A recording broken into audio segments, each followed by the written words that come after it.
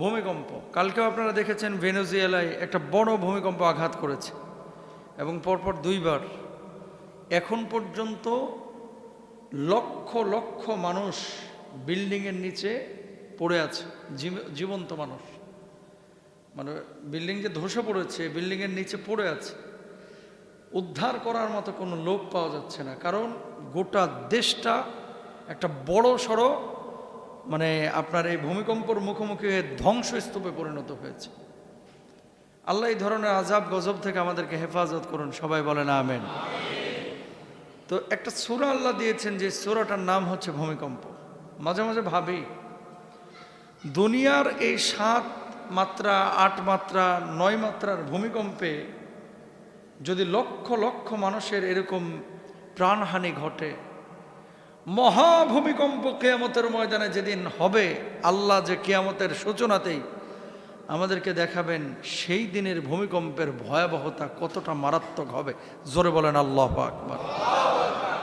এটা আপনি থিঙ্কিং করতে পারবেন না, কল্পনা করতে পারবেন না। এটা আমি পারবো না, আপনি পারবেন না, এটা সম্ভব না। বিল্ডিংগুলো যখন একটা কাঁপুনি দেয়, কলিজার পানি কিন্তু শুকায় যায়। বিশেষ করে যারা বড় বিল্ডিংয়ে থাকেন, টিন সেটওয়ালাদের ভয় কম, যে পড়লে টিনডাইতে পড়বে, আর যাই হোক মরতাম না। চাচা, এত নিশ্চিন্তে থাকার কারণ নাই। টিন পড়লে মরবেন না, দেয়াল পড়লে ঠিকই মরবেন। কথা বলেন না? তো দেয়াল পড়তে পারে না, গায়ে পড়তে পারে। মাঝে মাঝে ভয় হয়। ছোট্ট একটা সিটি, ঢাকা সিটি, 4 কোটি মানুষ।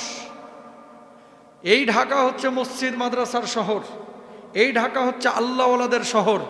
যেমনইভাবে হারামখোর পাপিষ্ঠ জেনাকাররা ঢাকায় থাকে, আল্লাহওয়ালা তাহাজ্জুদ গুজার লক্ষ লক্ষ মানুষ ঢাকায় থাকে, ঠিক কিনা? এদের কারণে আল্লাহ রাব্বুল আলামিন কিন্তু করোনার সময় বাংলার জমিনের মানুষগুলোকে রক্ষা করেছে। এই মসজিদগুলো মাদ্রাসাগুলোর কারণে, আলেম ওলামাদের কারণে, বাচ্চাদের কারণে, যারা রাত্রিবেলায় গভীর রাত্রে আপনারা তাহাজ্জুদ আদায় করেন, আপনাদের কারণে আল্লাহ কিন্তু হেফাজত করেছে। দেখেন, এটা নিয়ে কিন্তু আমরা চিন্তা করতেছি না, ফিকির করতেছি না। চিন্তা ফিকির করে আপনি কি করবেন? যদি সিডোর আসে, আইলা আসে, মানুষকে কিছু করতে পারে না। কিন্তু একটা জায়গায় মানুষের সক্ষমতা আছে আমাদের, সেটা কি? যেই মালিক এই ভূমিকম্প পাঠায়, সেই মালিকের রাগটাকে দমানোর সক্ষমতা ওই মালিকই আমাদেরকে দিয়েছে। সেই সক্ষমতা হচ্ছে চোখের পানি। চোখের পানি, বোঝেন নাই কথা? ভূমিকম্প দেন কে? সিডোর, আইলা। সেই 2007-এ সিডোর হয়েছে, আইলা হয়েছে। 1 সপ্তাহ আগে আমার সফর ছিল সাতক্ষীরায়। ওখানকার ভয়াবহ প্যানিক এখনো নাকি মুরব্বীদের কাছে আছে। হুজুর মাঝে মাঝে আটকে ওঠে, মানে রাতের বেলায় ঘুমাইছে না, আটকে ওঠে। কেন?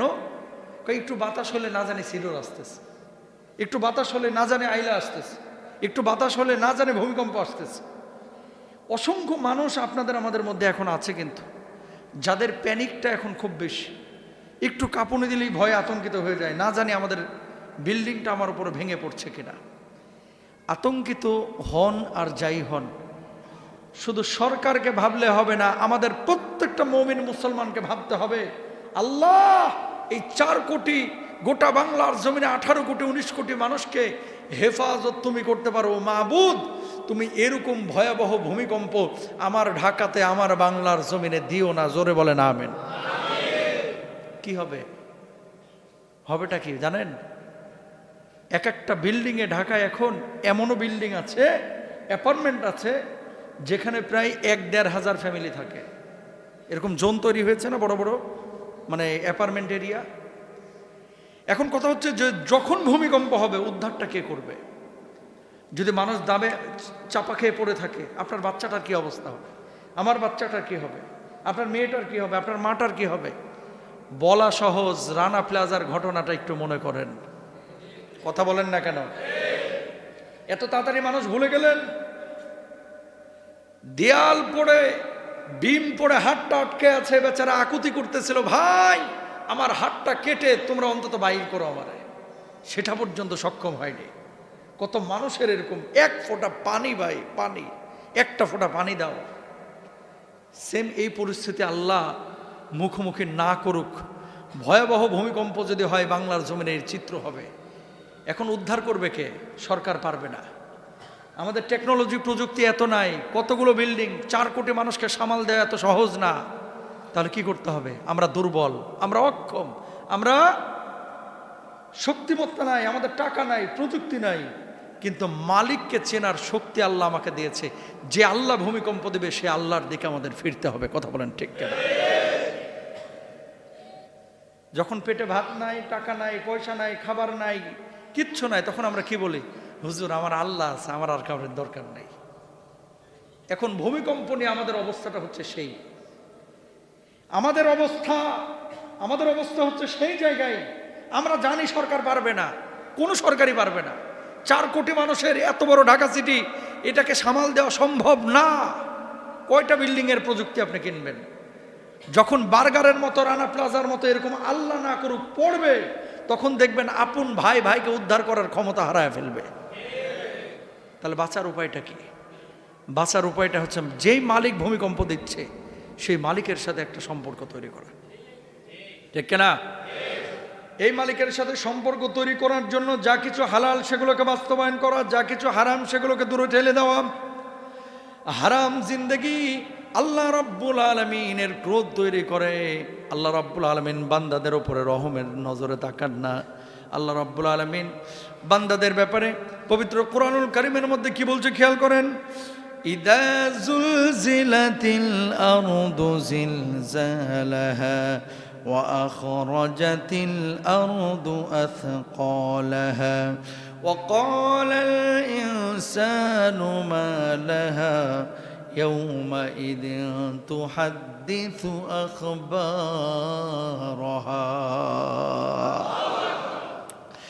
রাব্বুল আলামিন বললেন, এবং যখন পৃথিবী তার ভর সমূহ বের করে দিবে, মানুষ বলবে হায় হায় কি হলো। পৃথিবী যখন প্রবল কম্পনে প্রকম্পিত হবে, ইদা জুলজিলাতিল আরদু জিলজালাহা, মহাভূমিকম্প যখন তৈরি হয়ে যাবে, জমিন তার ভেতরের সমস্ত সম্পদগুলো বের করে দিবে, মানুষ বলবে হায় হায় কি হলো কি হলো। ইয়াউমাইযিন তুহাদ্দিসু আখবারাহা, সেদিন সমস্ত মাটিগুলো আপনার আমার ব্যাপারে সাক্ষী দেবে, আল্লাহর সামনে দাঁড়িয়ে যাবে। জোরে বলেন আল্লাহু আকবার। ও কলিজার টুকরা ভাইরা আমার, দুনিয়ার জিন্দেগির 1-2টা ঝাঁকুনি যদি আমাদের কলিজার পানি শুকায় ফেলে, কিয়ামতের ময়দানে যে ভূমিকম্পটা হবে, যেই ভূমিকম্প 7 মাত্রার 8 মাত্রার 10 মাত্রার না, ওই ভূমিকম্প অনবরত পৃথিবীটা কাঁপতে থাকবে আর জমিনগুলো মড়মড় মড়মড় করে ফাটতে থাকবে। জোরে বলেন আল্লাহু আকবার। জমিনগুলো ফাটতে থাকবে ফাটতে থাকবে। এই জমিনের একটা অংশ আর একটা অংশের থেকে আলাদা হয়ে যাবে, বড় বড় খাদ তৈরি হবে, গভীর তৈরি হবে, গভীরতা তৈরি হয়ে যাবে। আর জমিনের নিচে সোনার যে খনি আছে, গ্যাসের যে খনি আছে, কয়লার খনি আছে, লোহার খনি আছে, আল্লাহ রাব্বুল আলামিন এই জমিনের উপরে সেই খনিগুলোকে তুলে দিবেন। জোরে বলেন সুবহানাল্লাহ। বুঝছেন? সোনা এটা মানুষ বানায় না, আল্লাহ। সোনা আসে কোত্থেকে? আর মাটির নিচ থেকে। কোথা থেকে? জোরে বলেন কোথা থেকে? পৃথিবীর সবচেয়ে বেশি স্বর্ণ মধ্যপ্রাচ্যের চাইতেও বেশি আফ্রিকায়। কোথায়? আফ্রিকায়। মক্কায় তো সোনার খনি আবিষ্কার হয়েছে। এই সোনার খনি থেকে সোনা তুলে ওরা যদি বেচা শুরু করে, আগামী কয়েকশো বছর বৈশা খাইতে পারবে। আল্লাহু আকবার বলেন। আল্লাহ নিয়ামত দেনও আবার ছিনাও নেন। কিয়ামতের আগে আফ্রিকায়, এই যে এখন দেখেন না, আলামত পাচ্ছেন না, গোটা স্বর্ণের বাজার। দুবাই একটা মার্কেট আছে, দেরা মার্কেট, এখানে সোনা বেচা হয় কেজি হিসাবে। কিসের ভরি? কি হিসাবে? কেজি। গোটা বিশ্বের স্বর্ণের যে চালান, যে বাণিজ্য, যে ক্রাইম, সবগুলো হয় সুইজারল্যান্ড আর এই দুবাইয়ের এই যে দেরা মার্কেট। সোনাগুলো তুলে কারা? গুগলে দেখেন, এগুলো শেখার আছে। সোনাগুলো তুলে হচ্ছে ওই ঘানার মানুষ, কারা তুলে? উগান্ডার মানুষ, কারা তুলে? তানজানিয়ার মানুষ, কারা তুলে? আফ্রিকার একেবারে নাঙ্গা ছেলে পেলে, যারা খাইতে পারে না, জামা কাপড় নাই, সারাদিন খালি গায়ে থাকে, গরুর ভুঁড়ি খায়, কাঁচা, দেখছেন না? কাঁচা মাছ খায়, মানে মানব সভ্যতার সাথে তাদের কোনো সম্পর্ক নাই। এই যে হুমরা সুমরা এই লিডাররা, মধ্যপ্রাচ্য বলেন, ইউরোপের বলেন, আমেরিকার বলেন, এরা ওদেরকে খাটায় খনি থেকে স্বর্ণ তোলার পরে এরা অবৈধ পথে ওই সোনাগুলো নিয়ে এসে কোথায় নিয়ে আসে? দুবাই নিয়ে আসে, সুইজারল্যান্ডে নিয়ে যায়। খেয়াল করেন, যে আবাদ করলো, যে তুললো, কত লক্ষ লক্ষ মানুষ, হাজার হাজার মানুষ কিন্তু এই খনিতে গিয়ে ঢুকার বাইরে হইতে পারে না, মারা যায়। কথা বুঝছেন? আমি একটা ডকুমেন্টারি দেখলাম, তো ওই যে চালনি দিয়ে, ছাকনা দিয়ে পানিতে আপনার ছেঁকে যদি 2 মুন মাটি, খনির মাটি যদি ছাকে, 1 গ্রাম 2 গ্রাম নাকি সোনা পাওয়া যায়। তাহলে কি পরিমাণ মেহনত করে। আর এই গোটা স্বর্ণ নিয়ে এসে বিশ্ব বাণিজ্য, বিশ্বকে লিড করতেছে দুবাই, সুইজারল্যান্ড, এরা মিডল ইস্টের, ওরা আফ্রিকা, এই পশ্চিমা বিশ্বের ওরা। কথা বলেন ঠিক কিনা? আমি কেন বললাম এই কথাটা? এই পৃথিবীর যে সোনার অধিকাংশ পার্টগুলো আমরা দেখি, এগুলো কিন্তু এশিয়ার দেশ থেকে যাচ্ছে না, বা আফ্রিকা থেকে আসতেছে, নাহলে মধ্যপ্রাচ্য থেকে আসছে। গোটা আফ্রিকার যে একটা দুর্ভিক্ষের অবস্থা, গরিবানা হালত, এটা কিন্তু থাকতো না যদি ওরা ভালো হইতো আর নিজেদের সম্পদ নিজেরা ধরে রাখতে পারতো। কথা বলেন ঠিক কিনা? আমার বাংলাদেশে যেমনইভাবে খাবার আছে, সম্পদ আছে, গ্যাস আছে, আমার বাংলাদেশে কয়লা আছে, আমাদের খনিজ সম্পদ যে পরিমাণ আল্লাহ দিয়েছে, যদি লিডাররা ভালো হইতো, আমরা যদি ভালো হইতাম, এই বাংলার জমিনও দুবাই, সৌদি আরব হইতে সময় লাগতো না। কথা বলেন ঠিক কিনা? আমরা ভালো না। কারা ভালো না? কথা বলেন না কেন? আর আমরা ভালো না। শুধু লিডারদের দোষ দিয়ে ভালো, মানে দোষ দিয়ে লাভ নাই। আমরা ভালো না। আপনি জানেন না যে ওটা যায় চুরি করবে, তো ওরা পাঠাইছেন কেন? কথা বলে না। আপনি জানেন না যে এই লোকটারে দিলে, বুঝে আসে না যে ঋণ খেলাপি। পৃথিবীর বুকে 2টা আমল আছে যেটা অজামিনযোগ্য অপরাধ। খেয়াল করেন, কয়টা? যেটা আল্লাহর নবী জানাজা পড়ে নাই, এই ঋণ খেলাপির। কি করে নাই? জানাজা পড়ে নাই। আপনি খেয়াল করেন, ব্যাংক থেকে লোন নিয়েছেন, লোন নিয়ে আপনি পরিশোধ করতে পারেন নাই। একটা হচ্ছে পারেন নাই, আর আরেকটা হচ্ছে ইচ্ছে করে রাষ্ট্রীয় সম্পদ পাচার করে দিয়েছেন, এখন নিজে ব্যাংকে বলতেছেন আমি ফকির হয়ে গেছি। উদ্দেশ্য প্রণোদিতভাবে যদি জনগণের হক, মানুষের হক, ব্যাংকের হক, রাষ্ট্রের হক কেউ যদি মারে, ও যত বড় হাজি হোক, যত বড় বক্তা হোক, যত বড় খতিব হোক, যত বড় লিডার হোক, আল্লাহর কসম কিয়ামতের ময়দানে আমার নবী বলছে আল্লাহ ওরে মাফ করবে না। নাউজুবিল্লাহ বলেন, জোরে বলেন নাউজুবিল্লাহ। কেন মাফ করবে না? কারণ হচ্ছে আল্লাহ সেই গুনাহগুলো মাফ করে যেটা আল্লাহর হকের সাথে জড়িত। কার হকের সাথে? আল্লাহর হকের সাথে। যেমন আপনি নামাজ পড়েন না, আজকে জুমার নামাজ কোনো কারণে পড়েন নাই, এটা আমার সাথে আপনার দায়িত্ব না, জিম্মাদারি না, এটা আল্লাহ বুঝবে। এখন আল্লাহ যদি মাফ করে দেয় যে যা মাফ করে দিলাম, আপনি তওবা করছেন, কিচ্ছু ব্যাপার না, এটা আল্লাহ চাইলে মাফ করে দিতে পারেন। ভুলে মদ খেয়ে ফেলছেন, আল্লাহ চাইলে মাফ করতে পারেন। জেনা করে ফেলেছেন, আল্লাহ চাইলে মাফ করতে পারে। সুদ খেয়ে ফেলেছেন, আল্লাহ চাইলে মাফ করতে পারে। এগুলো কবিরা গুনাহ, কিন্তু কবিরা গুনাহ, কিন্তু আল্লাহ চাইলে মাফ করতে পারে। কিন্তু ওই আলম ভাইয়ের 20,000 মাইরে দিচ্ছেন, ওই জামাল ভাইয়ের 5,000 মাইরে দিচ্ছেন, আর এক দোকান থেকে বাকি খায় আপনি 10,000 মাইরে দিচ্ছেন, ব্যাংকে দেখাইছেন বিশাল বড় আমার বিল্ডিং, বিশাল বড় আমার সাভারে গার্মেন্টস, 2,000 কোটি টাকা লোন নিয়ে আস্তে করে চিপা চাপা দিয়ে সুইজারল্যান্ডে ভাগ্যে গেছেন। এখন ব্যাংক, গার্মেন্টসও নাই, মালিকও নাই, কেউই নাই, পালাইয়া গেছেন। খেয়াল করেন, পালাইয়া গিয়ে বদমাইশ আবার প্রতি বছর উমরাতেও যাচ্ছে, হজ্জেও যাচ্ছে। কথা কয় না। আপনি মনে করতেছেন ঋণ খেলাপি এরা কি হজ উমরা করে না? করে কি করে না? আল্লাহর কসম করে বলতেছে, আল্লাহর নবী সাহাবী রিদওয়ানুল্লাহি আজমাইন দাঁড়ানো একজন সাহাবীর লাশ নিয়ে আসা হয়েছে। ইয়া রাসূলুল্লাহ, এই সাহাবীর জানাজার নামাজ আপনি পড়ায় দেন। আল্লাহর নবী বললেন না, ওর জানাজার নামাজ আমি পড়াবো না। সাহাবীরা বললেন ইয়া রাসূলুল্লাহ, সে তো আপনার সাহাবী, কেন তার জানাজার নামাজ আপনি পড়াবেন না? আল্লাহর নবী জবাব দিলেন, ঋণ পরিশোধের তৌফিক ছিল, সক্ষমতা ছিল, সে করে নাই, এই জন্য আমি নবী তার জানাজার নামাজ পড়াবো না। জোরে বলেন আল্লাহু আকবার। তাহলে কিয়ামতের ময়দানে কি হবে? প্রিয় ভাইরা আমার, খেয়াল করেন, কিয়ামতের ময়দানে আল্লাহ রাব্বুল আলামিন এই মানুষগুলোকে, ঋণ খেলাপিদেরকে, হক যারা মারছে, ভাইয়ের সম্পদ যারা মেরে দিয়েছে, বোনের সম্পদ যারা মেরে দিয়েছে, আত্মীয় স্বজনের সম্পদ মারছে, বন্ধুর টাকা মেরে দিয়েছে, বিদেশ নিবে বলে দালালের খপ্পরে পড়েছিল, ওই দালাল টাকা মেরে খাইছে।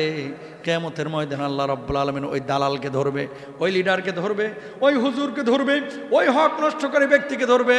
আমার বান্দার মুখের লোকমা কেড়ে খেয়ে নিয়েছিলি, তার হালের বলদ বিক্রি করা টাকা মেরে দিয়েছিলি, বাড়ির ভিটা বিক্রি করা মেরে দিয়েছিলি। ও বান্দা, আজকে ওই পাওনাগুলো তারা মিটিয়ে দে। এবার ওই ব্যক্তি বলবে, আল্লাহ আজকে তো কোনো টাকা নাই, পয়সা নাই, আজকে ব্যাংক ব্যালেন্স নাই, চেক নাই, সোনা নাই, জমি নাই, আমি কোথা থেকে দেব গো মাহবুদ? কোনো উপায় নাই। আল্লাহ তুমি মাফ করে দাও, আমার মাফ করে দাও। আল্লাহ বলবে, বান্দারে আমি ততক্ষণ মাফ করতাম যদি আমার হকটারে তুই নষ্ট করতে, কিন্তু আমার বান্দার হক নষ্ট করেছিস। আমি আল্লাহ রাব্বুল আলামিন যদি মাফ করে দিই তাহলে ওই বান্দার উপরে জুলুম হবে। আমি আল্লাহ রাব্বুল আলামিন আমি কোনো বান্দার উপরে জুলুম করতে পারি না। জোরে বলেন আল্লাহু আকবার। এবার বলবে, মাবুদ বাঁচার উপায় কি? আল্লাহ বলবে, মালাকুল না জিবরিল আমিন এদিকে আস, ওর আমলের মধ্যে দেখো কতটা হজ আছে, কতটা উমরা আছে, কতটা নামাজ আছে, একটু খেয়াল করো। আল্লাহ নামাজ পড়ছে, বদমাইশ হক মারছে কিন্তু নামাজ আবার ঠিক রাখছে। হক মারছে কিন্তু 3 বার বড় হজ করছে। হক মারছে এতিমখানা বানাইছে, হক মারছে বাপের নামে মসজিদও বানাইছে। আল্লাহ এখন কি করতাম? জিবরিল আমিনকে আল্লাহ রাব্বুল আলামিন বলবে, ওই যে পাওনাদারদের পাওনাগুলো ওর সওয়াব কাইটা কাইটা এবার বোঝায় দাও। এরপরে দেখা যাবে ওই ঋণগ্রস্ত ব্যক্তির, ঋণ খেলাফি ব্যক্তির আমল নামা যেখানে ছিল 10 কেজি এখন হয়ে যাবে 1.5 কেজি। ফেরেশতারা বলবে, আল্লাহ এই ব্যক্তির এখন কি করব? আল্লাহ বলবে, তাড়াতাড়ি শিকলের মধ্যে বাঁধো আর বাইন্দা এটারে ফুটবলের মতো গড়াইতে গড়াইতে জাহান্নামের মধ্যে নিক্ষেপ করো। জোরে বলেন নাউযুবিল্লাহ। বুঝছেন? এই গুনাহ কিন্তু আল্লাহ মাফ করবে না, কিন্তু এই গুনাহ করতেছে কি করে না? কম না বেশি? এই বাংলাদেশের যত সমস্যা এই একটা কারণেই। কথা বলেন না কেন? সৎ তখন বোঝা যাবে যদি মাল রাখেন তার কাছে, এর আগে মানুষ চেনা যায় না। বুঝেন নাই কথা? 20,000 টাকা হাতে দিয়া বা 2 লাখ টাকা হাতে দিয়া বললেন যে ভাই 2 দিন রাখেন, আমি পরে এসে নিয়ে যাব, বা 2 মাস আপনার কাছে রাখেন, লোক চিনার উপায় আছে। 5,000 টাকা রাখেন যে ভাই 3 দিন পরে নিয়ে যাব। যদি যেমনে দিয়ে গেছেন, যেই নোট দিয়ে গেছেন সেটাই ফিরে দেয়, জানবেন লোকটা সৎ মানুষ। আর যদি দেখেন দিয়ে গেছেন কচকচ্চে 5,000, 5টা নোট একেবারে করকুড়া, 3 দিন পরে আসতেছেন লেসরা 5,000 দিতেছে, তার মানে জানবেন ওই 5,000 কিন্তু খরচ করছে। কথা বুঝেন নাই? হক নষ্ট করার গুনাহ আল্লাহ ক্ষমা করবে না, যত বড় হাজি হোক। তাহলে এখন বলেন, সমাজের মধ্যে এমন মানুষ যারা চিন্তা করছে হক মেরেছে কি হয়েছে, একটা বড় মসজিদ বানায় দেব, এতিমখানা বানায় দেব, একটা বিশাল কওমি মাদ্রাসা বানায় দেব, 7,000 পোলাপান পড়বে। ওইদিকে জমি চুরি করে, আরেক দিকে মসজিদ বানায়। ও জমি চুরি করতেছে আর মসজিদ দিয়ে মূলত জমিদারে ঠেকা দিতেছে। কথা কয় না? আছে না বাংলাদেশে? রাস্তা দখল করার, সরকারি জমি দখল করার প্রথম থিওরি হচ্ছে এখানে একটা ছোট্ট করে মসজিদ বানায় দেবে টাকে। কথা বুঝেন নাই? আজকে যদি ওমর থাকতো রাদিয়াল্লাহু আনহু, এই সমস্ত বদমাশ যারা মসজিদগুলোকে এভাবে জমি দখল করার জন্য বানায়, নেতৃত্ব দেওয়ার জন্য বানায়, এগুলোর কল্লা উড়াইয়া দিত। কথা বলেন ঠিক কেনা? সরকারি জায়গা দখল করে মসজিদ বানাইতে আপনারা বলছে কেডা? কোথায় পাইছেন এগুলো ভণ্ডামি? কোথায় পেয়েছেন? সরকারি জায়গা দখল করে মসজিদ বানানো জায়েজ নাই। কথা বুঝতে পেরেছেন? আরেকজনের জমি বেচবে না, জোর করে আপনি বেচাইতেছেন। কেন বেচবি না? আর ওখানে দেখা যাচ্ছে 1 বিঘা জায়গা দখল করে আপনি একটা মসজিদ বানায় দিচ্ছেন। না, অবৈধ জায়গায়, অক্ষকৃত জায়গা ছাড়া মসজিদ এভাবে বানানো যায় না। তবে হ্যাঁ, আপনি নামাজ পড়তেছেন, জায়েজ আছে। বুঝেন নাই? নামাজের রক্ত হয়ে গেছে, জায়গা পাচ্ছেন না, আপনি এক জায়গায় যায় নামাজ বিছিয়ে নামাজ পড়ে নিলেন। গোটা জমিনটাই আল্লাহ রাব্বুল আলামিন মসজিদ বানাইছে, কিন্তু জমি দখল করে এইভাবে মসজিদ বানানো জায়েজ নাই। গ্রামগঞ্জে যখনই দেখবেন যে একটা হাটে মাঠে, খেয়াল করেন, এই কথা কিন্তু কোনো হুজুর আলোচনা করে না, এগুলো আলোচনা দরকার। এখানে একটা মাছের বাজার হচ্ছে, দেখবেন চিপা দিয়ে একটা আগে মসজিদ বানাই, তারপর মসজিদের পাশ দিয়ে ছোট ছোট মার্কেট বানানো শুরু করে। কথা বুঝছেন? ফ্রেম কিন্তু মসজিদ। যদি মাকসাদ এরকমই হয়ে থাকে যে এটারে বানায়া তারপরে আস্তে আস্তে শুরু করলাম, হারাম। আর যদি এমনটা হয়ে থাকে যে আমাদের নামাজের জায়গা নাই, আমরা নামাজ পড়তেছি, সরকার উঠতে বললে উঠে যাব, যার জমি সে উঠতে বললে উঠে যাবে, আল্লাহর জমিন আল্লাহ বানিয়েছেন, এই জমিনের মালিক আল্লাহ। আপনি নিজে একটা জায়গা কিনা মসজিদ বানাইতে পারেন না 50 জন 20 জন 30 জন মিলে।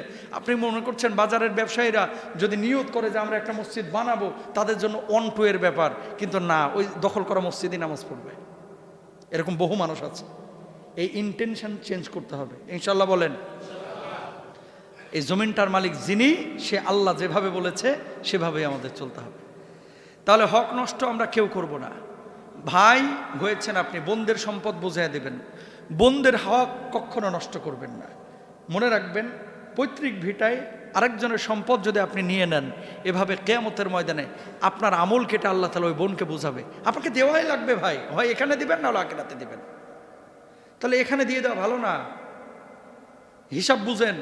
ধরেন বাপের সম্পত্তিতে বোনের হক ছিল 2 কাঠা জায়গা, আপনার কথার কথা এখানে 1 বিঘার মধ্যে 2 কাঠা বোন পাইছে। আপনি বোনকে ভুলভাল বুঝাইয়া দিলেন না, বা তেরামি করলেন, ঘাওরামি করলেন। আপনি মনে করেন না যে যাক পার পেয়ে গেলাম, এটা কিন্তু আপনাকে দেওয়া লাগবেই, হয় এই জন্মে না হলে কোন জন্মে, ওই জন্মে। তো ওই জন্মে দিবেন কোত্থেকে? এই যে আজকে জুমার নামাজে আসছেন, এই জুমার নামাজের সওয়াব কাটে আল্লাহ ওরে দিবে। আপনি হজ করেছেন, হজ্জের সওয়াব কাটে ওরে দিবে। আপনি রোজা রাখছেন, রোজা সওয়াব কাটে ওরে দিবে, যতক্ষণ পরিশোধ না হচ্ছে। তো দিতে দিতে দেখা যাবে আপনারই আমলের অবস্থা হচ্ছে 150 টাকা। আবার কাইটা কুইটা দিলে আপনার থাকেটা কি, পাল্লা ছাড়া কিছু নাই। কথা কন না কেন? আছে না নাই? আছে। কথাগুলো শক্ত হলো বাস্তব। কার জন্য সম্পদ খাচ্ছেন? আপনি যে সম্পদটা রেখা যাচ্ছেন, ধরেন বোনের সম্পদ দিলেন না, বারাক ভাইয়ের সম্পদ দিলেন না, কালকে তো মারা যাবেন। আপনার এই সম্পদ খাবে আপনার ছেলে পেলে, ওরা খাবে এখানে হাঁস, আপনি খাবেন কবরে বাঁশ। ঠিক না? তো আর একজনের বাস আমি খামুকা, এইটা তো পাগলও বুঝে না? তাহলে যার হক তার কাছে বুঝিয়ে দিতে হবে, এটা হচ্ছে ইসলাম। এটা কি ইসলাম? এই গুনার কিন্তু মাফ নাই। আবারও বলি, জেনা, মদ, গাঁজা, হ্যাঁ, যত পাপ আছে, সুদ, ঘুষ, আল্লাহ চাইলে মাফ করে দিতে পারেন, কিন্তু বান্দার হক মারছে, আল্লাহ ভাই এটা মাফ করবে না। এখানে পাওয়ার আছে, রিক্সা ভাড়া 20 টাকা, ওখানে যে রিক্সাওয়ালাকে ভাড়াই দিলেন না। বাসওয়ালারা বলে, আমার চেনস, আমি কে? আমি ভাবি বিশ্ববিদ্যালয়ের সাধারণ সম্পাদক। এই যে হেডম, এগুলো দেখানো যাবে না। আপনি মানুষ, এটা মাথায় রাখতে হবে। এখনকার মানুষ কেন যেন আমরা এরকম আত্মহমিকা, অহংকার, দাম্ভিকতা, এগুলো আমাদেরকে পেয়ে বসেছে। মাঝে মাঝে গরিবদের সাথে মিশবেন। দেখেন না আমি কি করি? আমি এখানে সেনা হুজুরের মতো চলি, মাহফিলে গেলে ঠিক আছে, আমি যখন শিক্ষকতা করি ঠিক আছে, আমি যখন জুমার খুতবা দিই আমি আমার গেট আপ সেট আপ নিয়ে আসি, কিন্তু যখন আমি চ্যারিটির কাজ করি আমি কিন্তু বস্তা মাথায় নিতে পারি। তো আমি যদি এখন চিন্তা করতাম, আরে লন্ডনের আরামের জিন্দগি রেখে আমি ওই ঘামওয়ালার সাথে কেন বস্তা বহাবো? আমি তো বস্তাটা বহন করতেছি আমার আখিরাতের পুঁজির জন্য। আল্লাহু আকবার। বুঝেন না এই কথা? মনে হয় কি বলেছি। আলহামদুলিল্লাহ, আপনাদের দোয়ায় রাহমানি ফাউন্ডেশন আমি সরকারি নিবন্ধন পেয়েছি, আলহামদুলিল্লাহ বলেন। রাহমানি ফাউন্ডেশনের চেয়ারম্যান এটা আমি নিজেই। এতদিন কাজ হয়েছে মানে নিজের থেকে, আর এখন গভর্নমেন্ট স্বীকৃত নিবন্ধন আমি পেয়েছি। আমার টার্গেট আগামী 2 বছর অন্তত 5 লক্ষ বেকারের কর্মসংস্থান তৈরি করা, ইনশাল্লাহ বলেন। অলরেডি প্রায় 200-250 মানুষ হয়ে গেছে, আলহামদুলিল্লাহ বলেন। যারা কিচ্ছু করতো না তাদের আমি উদ্যোগ নিয়ে আলহামদুলিল্লাহ কর্মসংস্থান তৈরি করে দিচ্ছি। একটা ফান্ড দিচ্ছি যে তুমি এটা নিয়ে কিছু করো। আমি নিজে প্রোডাক্ট কিনে দিই, ঢাকায় ডাকে নিয়ে আসি। আতর সুরমা বেচতে পারে, দুধ ডিম বিক্রি করতে পারে, কাপড় বেচতে পারে, সেলাই মেশিনের কাজ করে। আমি ঢাকায় নিয়ে যাই, নিয়ে যাওয়ার পরে আমি নিজে গিয়ে ওর বস্তা মাথায় তুলে নিই, আমি তার সেলাই মেশিন মাথায় নিয়ে নিই, আমি তার দুধ ডিম মাথায় নিয়ে নিই। আমি দেখি না ওখানে কে এসেছে, আমি ওখানে হুজুর, আমি রাহমানি না মুস্তাফিজ, এগুলো আমি দেখি না। নিজেকে জাহির করার জন্য বলতেছি না। এই ট্যাবুটা ভাঙেন। আমিত্ব বলতে কোনো কিছু নাই। আমি তোমার মতোই মানুষ, পার্থক্য একটাই, আল্লাহ তোমাকে ওখানে রেখেছে, আমাকে এখানে রেখেছে। কথা বলেন না কেন? এগুলো খেয়াল রাখতে হবে। কোনো আমিত্ব, অহংকার এগুলো রাখা যাবে না। সাধারণ মানুষের সাথে মিশেন, কারণ ওই রিক্সাওয়ালাটা মারা যাওয়ার পরে তার শরীরটা যেমন পোকাই খাবে, ঠিক আপনার আমার শরীরটা ওই পোকাতেই খাবে। ওর পেটের মধ্যে যেমন ময়লা আছে, ওই আমার পেটের মধ্যেও সেই ময়লাই আছে। এত হেডাম দেখেন কেন? হেডামের কিচ্ছু নাই। আপনি মানুষ, সেও মানুষ। মানুষকে এইভাবে আপন করে নেন, আল্লাহ আপনার থেকে খেদমত নেবে। আমার দুঃখ লাগে, অনেক আলেম ওলামাকেও এই ভূত চাপে বসছে। বুঝেন নাই কথা? সব সময় আতর সুরমা লাগায়, একবারে কোট টোট লাগায়, আহা, হুজুরের কাছে যাওয়াই যায় না, ভিড়াই যায় না। কেন এরকম হবে কেন? আমার নবী কখনো কখনো উটে চড়েছেন, কখনো কখনো আবার উট নিজেও টেনেছেন। সুবহানাল্লাহ বলেন। আমার নবী সমাজে যেমন বিচার কার্য পরিচালনা করেছেন, আমার নবী কিন্তু বোঝাও বহন করে দিয়েছেন। আমার নবী যেমন নেতৃত্ব দিয়েছেন, মসজিদে ইমামতি করেছেন, আমার নবী সমাজে গিয়ে খেটে খাওয়া মানুষ, ঘর্মাক্ত মানুষ, একবার শ্রমিক শ্রেণীর মানুষের সাথে মিশে গেছেন। কোনো অহংকার তাকাব্বরি ছিল না। আমার ওমরকে দেখে যখন সফরে গিয়েছেন, রাষ্ট্রীয় সফরে নতুন দেশে ঢুকলেন, ঢোকার পরে ওই দেশের রাষ্ট্রনায়করা তাকায় রয়েছেন যে কোথায় উমর, মানে কি এমন আচরণ, এমন চালচলন যে উমরের গেট আপ সেট আপ দেখে বুঝার কায়দাই নাই যে এটা উমর নাকি উমরের খাদেম। তো উমরকে জিজ্ঞেস করছে, উমর কোথায়? রাষ্ট্রনায়ক, অর্ধজাহানের রাষ্ট্রনায়ক উমরটা কোথায়? তো উমর রাদিয়াল্লাহু তাআলা আনহু মুচকে হাসতেছেন যে উমরকে জিগায় উমর কোথায়, তার মানে উমর ঠিক জায়গাতে আছে। উমর হ্যাডম দেখায় নাই, উমর সাধারণ মানুষের সাথে মিশে গেছে। আমরা যতদিন পর্যন্ত আপনাদের মতো সাধারণ মানুষের সাথে মিশতে না পারবো, কাঁধে কাঁধ মিলিয়ে কাজ করতে না পারবো, যতদিন পর্যন্ত এই মার দেওয়া পাঞ্জাবির ভাঁজ ভাঙতে না পারবো, ততদিন পর্যন্ত দিনের বৃহৎ কাজ আল্লাহ তাআলা আমাদের থেকে নিবেন না। দুনিয়া কি শুধুই মসজিদ মাদ্রাসা? কথা বলেন না, বুঝেন নাই? এখন কোনো হুজুর বা আলেম আমরা যদি মনে করি যে মসজিদটাই গোটা দুনিয়া, ওর ইমামতি করার যোগ্যতাই নাই। কথা বলেন না কেন? কোন হুজুর যদি মনে করে মাদ্রাসাটাই হচ্ছে গোটা পৃথিবী, ও হুজুর হওয়ার যোগ্যতা নাই। আপনাকে ভাবতে হবে রিকশাওয়ালা নিয়ে, আপনাকে ভাবতে হবে উম্মাকে নিয়ে।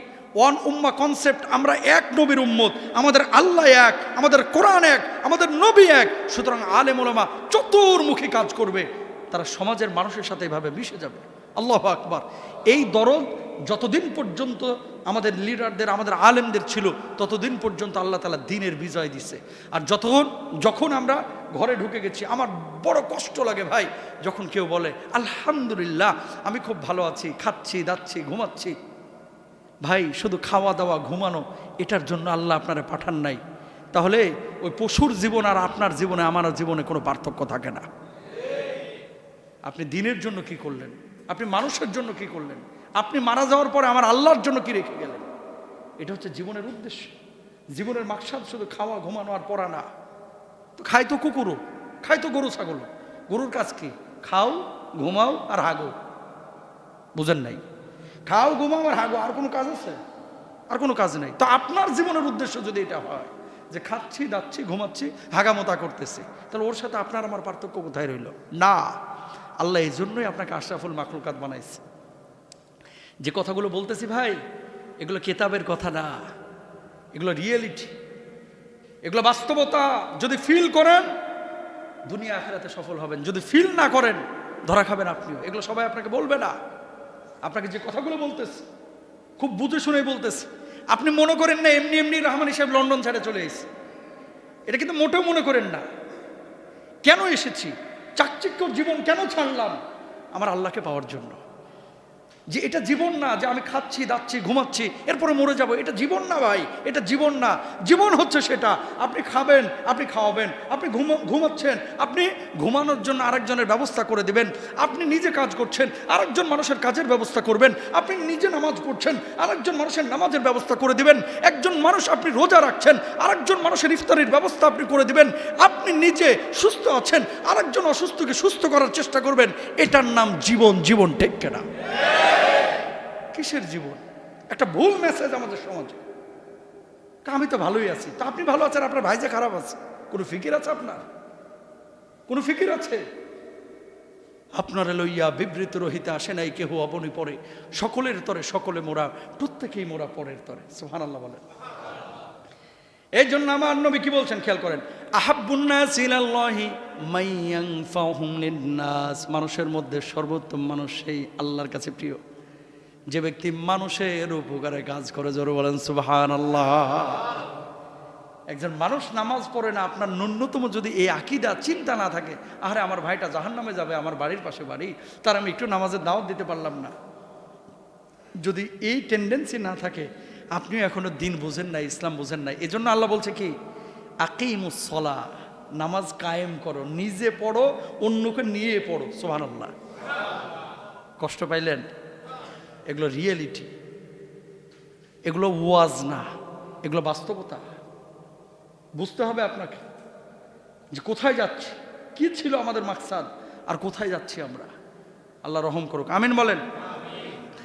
তো যখন কিয়ামতের ময়দানে ভয়াবহ ভূমিকম্প শুরু হবে, আল্লাহ রাব্বুল আলামিন এই সম্পদগুলোকে এই দুনিয়ার জিন্দেগির মানুষের সামনে তুলে ধরবেন। মানুষজন দেখতে পাবে স্বর্ণের খণ্ডগুলো পড়ে আছে, দেখতে পাবে মানুষগণ গ্যাসের খনিগুলো বের হয়ে গেছে, মানুষ দেখতে পাবে কয়লার খনিগুলো বের হয়ে গেছে, মানুষ দেখতে পাবে ব্যাংকের ভোল্টের যে বড় বড় অ্যামাউন্টগুলো ছিল, টাকাগুলো ছিল, বান্ডেল বান্ডেল ডলার পড়ে আছে, পাউন্ড পড়ে আছে, কিন্তু তার দিকে কেউই তাকাবে না। আল্লাহ রাব্বুল আলামিন এই আয়াতের তাফসিরের মাধ্যমে আমাদের মুফাসসিররা বলছেন, তাফসির করতে গিয়ে সেদিন ওই সম্পদগুলো মানুষদেরকে এইভাবে ডাকবে, আয় আয়, কাছে আয়, কাছে আয়। কেন ডাকবে? আমার জন্যই না হারাম খাইছিলে, আমি পড়ে রয়েছি, এখন দেখ কোনো কাজে লাগে কি। আল্লাহু আকবার। বুঝেন নাই? সোনার খণ্ডগুলোর জবান খুলে দিবে আল্লাহ, সোনাগুলো আপনাকে ডাকবে, আয় আয় আয় আয়। যেই যে আমি পড়ে রয়েছি, আমার নে, এই যে ডলার পাউন্ডগুলো আমার কামাইতে গিয়ে নে, হারাম করলি, এই ডলার পাউন্ডগুলো এখন নে। না এখন নিতাম না। কে নিবি না? কোনো কাজে লাগবে না, দুনিয়ায় তো কাজে লাগতো। তাহলে এখন বুঝলি না এই যে ভয়াবহ অবস্থাটা, সামনে যায় দেখ কি অবস্থাটা হয়। আল্লাহ মাফ করুক, আমিন বলেন। রাব্বুল আলামিন কি বলছেন, কি অবস্থা? ইয়া আইয়ুহান নাসুত্তাকু রাব্বাকুম ইন্না জালজালাতাস সাআতি শাইউন আযীম।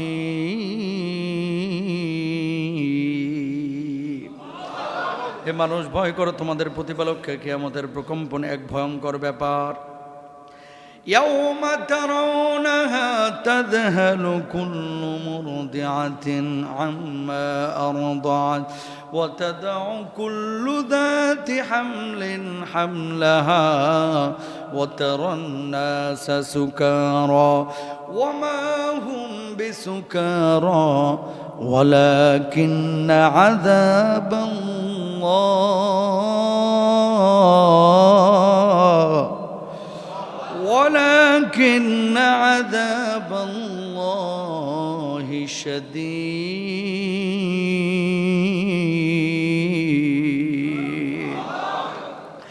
সেদিন আল্লাহ রাব্বুল আলামিন কি বলছেন? এমন ভাবে প্রত্যক্ষ করবা, দেখবা স্তন্য দানকারী মা তার সন্তানের ব্যাপারে কথা ভুলে গেছে, তার সন্তানের কথা ভুলে যাবে। কোন মা যদি পেটের মধ্যে বাচ্চা ধারণ করত, ওই মা সন্তান গর্ভপাত করে ফেলবে, নিজ দিয়ে সন্তান বের হয়ে যাবে, সে টেরও পাবে না। আর দুনিয়ার একজন মানুষ আর একজনের দিকে তাকাইবে, দেখবে সমস্ত মানুষগুলো পাগলের মতো ঘোরাঘুরি করছে, বিকারগ্রস্তর মতো ঘোরাঘুরি করছে, কেউ কারো কোনো উপকারে আসবে না। আল্লাহ রাব্বুল আলামিন সেদিন মানুষের জন্য আল্লাহর শাস্তি কঠিন করে উপস্থাপন করবেন। জোরে বলেন আল্লাহু আকবার। কয়টা কাইফিয়ত? মা, ছোট বাচ্চা যখন মায়ের কোলে থাকে, সহজে মা কিন্তু এই বাচ্চার কথা ভুলে না, তার খাওয়া, তার ঘুম। কিন্তু স্কুলে যখন যায় মাঝে মাঝে মা ভুলে, কোথায় আছে, খেলুকর মতো, কিন্তু বাচ্চার কথা ভুলে না। কতটা ভয়াবহ অবস্থা! ভূমিকম্প দেখলে মা তার সন্তানের কথা ভুলে যায়। আল্লাহু আকবার। সিজার করা ছাড়া পেটের বাচ্চা বাইর হয় না। আর আমার আল্লাহ বলছে, ওই ভূমিকম্পের সময় ভয়ে এমনি বাচ্চা বাইর করে ফেলবে। আল্লাহু আকবার।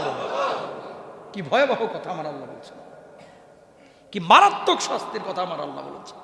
একটু ইমাজিন করতে পারেন, কল্পনা করতে পারেন? মানুষ পাগলের মতো ছোটাছুটি করবে, বাবা সন্তানকে চিনবে না, সন্তান বাবাকে চিনবে না।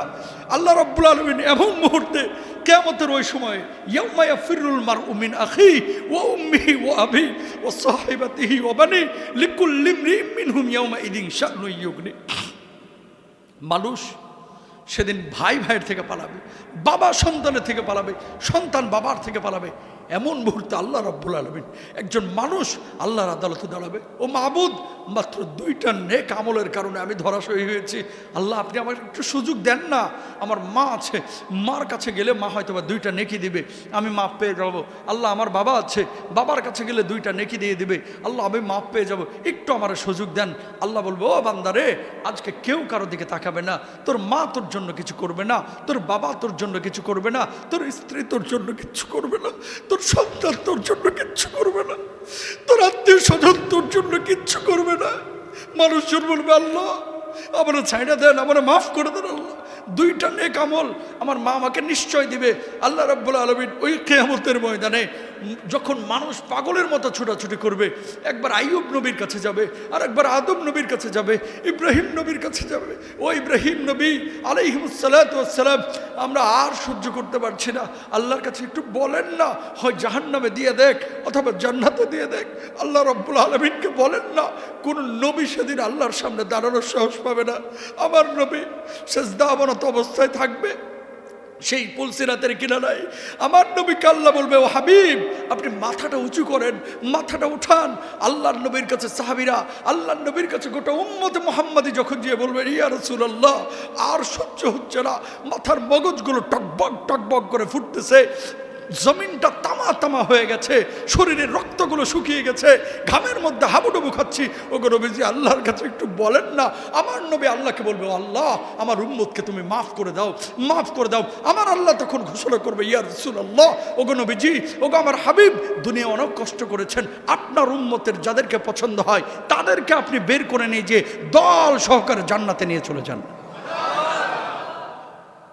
সেদিন সেই মুহূর্ত হবে। কিন্তু মা, এই সন্তান মায়ের কাছে যাবে দৌড়ায়, নবীজির শাফায়াতের আগে মায়ের কাছে যাবে। মা দুইটা নেক আমলের কারণে আমি ধরাশয়ী হয়ে গেছি, এমন অনেক ঘটনা ঘটবে কিয়ামতের মধ্যে।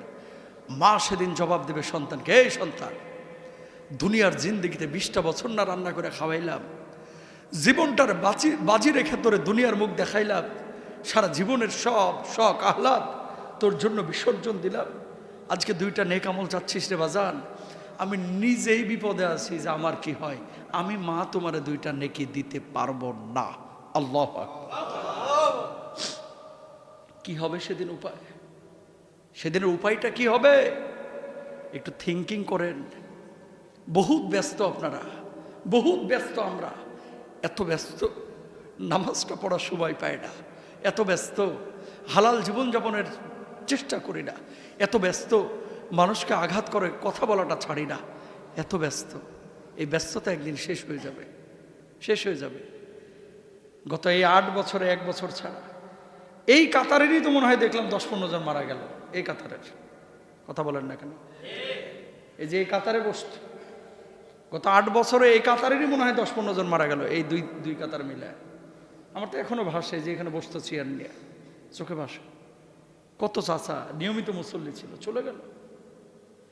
একদিন তো আপনিও আমি অতীত হয়ে যাব।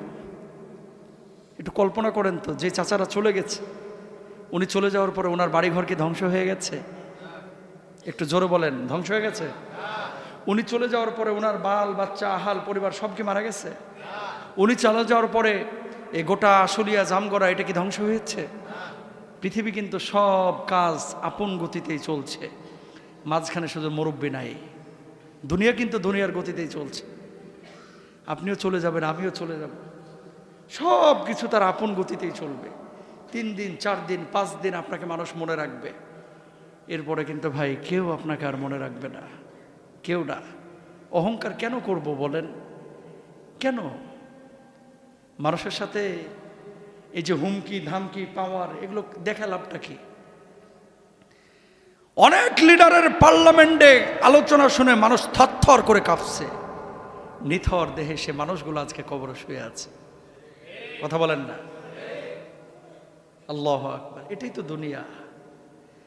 জীবন পরিবর্তন করার জন্য 1000টা ওয়াজ দরকার নাই, কিছু জিনিস একটু কলিজায় সেভ করে নিয়ে যান। মোবাইলে তো অনেক কিছু সেভ আছে, আমি যে কথাগুলো বলি একটু কলিজায় সেভ করে নিয়ে যান। আমি অত বড় আলেম না, জ্ঞানী গুণী না, কিন্তু কথাগুলো ভিতর থেকেই বলি।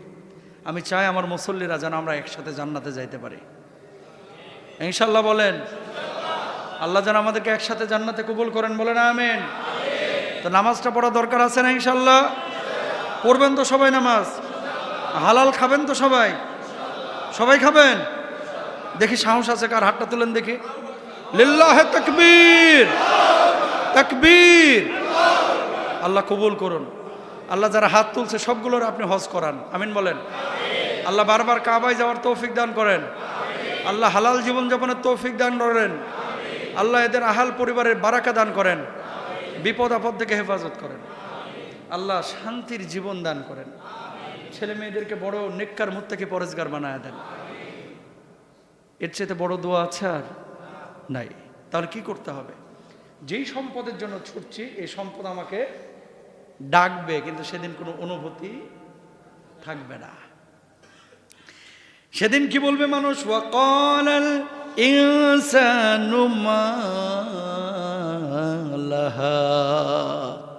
একজন আর একজনের চোখের দিকে তাকাইবার বলবে, ভাইরে ভাই কি হইল, এইসব কি হচ্ছে? ভূমিকম্প হইল, ভূমিকম্প হওয়ার পরে নিচ থেকে সব সম্পদ উপরে উঠে গেল। আজকে কেউ সোনার দিকে তাকাচ্ছে না, কেউ ডলারের দিকে, কেউ পাউন্ডের দিকে তাকাচ্ছে না। কি হলো? ক্বালাল ইনসানু মা লাহা ইয়াউমাইযিন তুহাদ্দিসু আখবারাহা বিআন্না রাব্বাকা আওহালাহা। আল্লাহ রাব্বুল আলামিন মানুষগুলোকে যখন একত্রিত করবেন, মানুষজন বলবে, আল্লাহ মাবুদ গর তো সহ্য হচ্ছে না, হয় জাহান্নামে দিয়ে দেন অথবা জান্নাতে দিয়ে দেন। জিবরিল আমিনকে আল্লাহ রাব্বুল আলামিন ডাক দিবেন, তোমার টিম নিয়ে আসো, ওর আমল নামাগুলো বের করো, তার আমল নামা তার সামনে হাজির করো। আল্লাহ রাব্বুল আলামিন যখন বান্দার সামনে আমল নামাগুলো পেশ করবেন, বান্দার প্রথম কথা তখন এমন হবে, ও মাবুদ এই কাজটা আমি জীবনেও করি নাই, এটা ভুল লেখছে। নাউজুবিল্লাহ বলেন। প্রথম কথা কি? আমি জীবনেও করি নাই, আমি এ কাজ করতে পারি? আমি এ কাজ করতে পারি না, ও ভুল লেখছে। এবার আল্লাহ বলবে, কি ফেরেশতারা তোমরা কি ভুল টুল লেখছো নাকি? আল্লাহ ডকুমেন্ট কিন্তু খাড়া আছে। কি? যেই জায়গায় দাঁড়ায় আকামটা করছে ওই জায়গার মাটি লইতেছে, মাটি নিয়ে গেছে। কোথাকার মাটি? ফ্যান্টাসি কিংডমের, ওয়াটার কিংডমের মাটি। কথা বুঝেন নাই? পানির ভিতরে কোন সিপাই ঢুকছিল এই সেদিন পানিও সাক্ষী দিবে। যুবকদেরকে বলতেছে, গোসল করতে গিয়া কোন সিপাই ঢুকছো ওই সিপাও সেদিন সাক্ষী দিবে। কোন জায়গায় দাঁড়ায় ফেন্সিডিল খাইছো ওই মাটি সাক্ষী দিবে। মাটি এবার হাজির। ফেরেশতারা বলবে, এই মাটি তুই না ফ্যান্টাসির মাটি? কয় হা। জামগড়ার মাটি না তুই? কয় হা। তুই সাক্ষী দে, ও কি তোর ওপর দাঁড়ায় কাজ করছে না? আল্লাহ আমার ওপরেই দাঁড়ায় করছে যখন ফ্লাইওভারের কাজ চলতেছিল। কথা বুঝেন না? একেবারে ওইভাবেই যে অবস্থায় দাঁড়ায় ওই কাজটা করছে, আকাম কুকাম করছে, ঠিক ওই জায়গার মাটি সেদিন জবান আল্লাহ খুলে দিবে। কার কিছু লাগবে?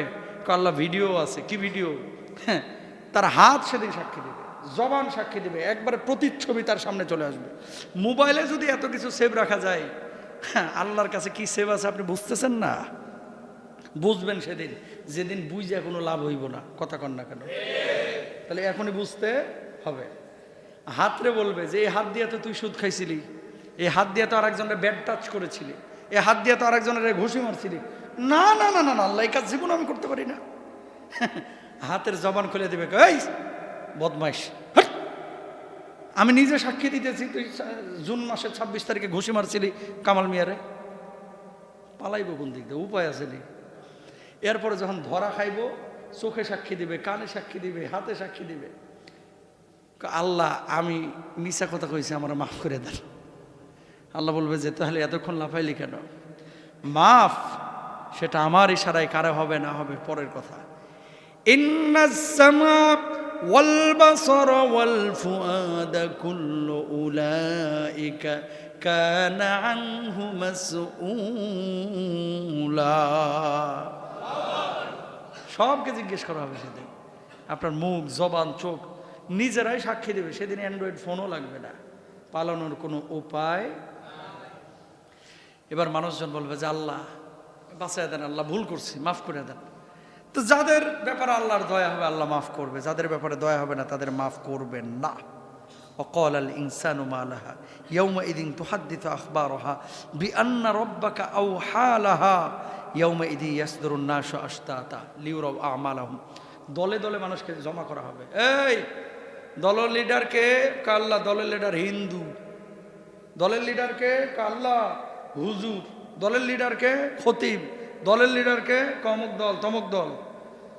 যেই হোক না কেন, যে আপনাকে সৎ কাজের আদেশ করেছে, যে আপনাকে সৎ কাজের দিকে ডেকেছে, যে আপনার জন্য ভালো কাজ করেছে, এই সমস্ত লিডাররা তার কি উম্মত নিয়ে, সে সমস্ত লিডাররা, নবীরা তাদের অনুসারীদেরকে নিয়ে, সে সমস্ত পীর সাহেবরা তাদের অনুসারীদেরকে নিয়ে দলে দলে জমা হবে। এখন যা দেখতেছে যারা অনুসরণ করছে হে বেড়াই জান্নাতে, জান্নাত না জাহান্নামে সার্টিফিকেট নিয়ে বয়ে রয়েছে। তো আপনার লিডার যদি জাহান্নামী হয় আপনার অবস্থাটা কি হবে? কথা বুঝেন নাই? এই জন্য ব্যক্তি নির্বাচন যাকে অনুসরণ করবেন, দুনিয়ার এই জামানার কোনো মানুষকে অনুসরণ না করে আমার নবীর সুন্নাহকে অনুসরণ করেন। আর যারা নবীওয়ালা কাজ করতেছে এদের অনুসরণ করেন, যে যাকে অনুসরণ করলে আল্লাহকে পাওয়া যাবে। শোনেন, এটা আবার আওয়ামী লীগ বিএনপির ওয়াজ মনে করেন না, আমি সামগ্রিকভাবে বলতেছি।